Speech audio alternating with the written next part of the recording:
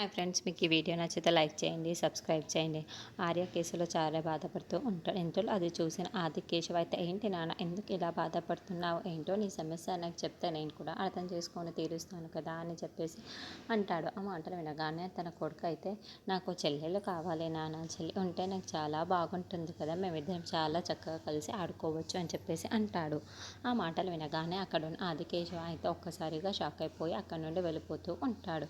తన కొడుకు మాత్రం దేవుడి దగ్గరికి వెళ్ళి, దేవుడా నువ్వు అన్ని కోరికలు తీర్చేవాడివి కదా, మరి నా కోరిక కూడా తీర్చు అని చెప్పేసి తను ఒక లెటర్లో నాకు చెల్లి కావాలి అని చెప్పేసి హుండీలో ఆ కాగితాన్ని రాసి వేస్తాడు. నాకు త్వరగా ఒక చెల్లి ఇప్పించేసేవా అని చెప్పేసి అడుగుతూ ఉంటాడు. ఇంతలో ఆరాధ్య భానుమతి దగ్గర నుండి తప్పించుకొని పాపను తీసుకొని వేరే ఊరికి వచ్చేస్తూ ఉంటుంది.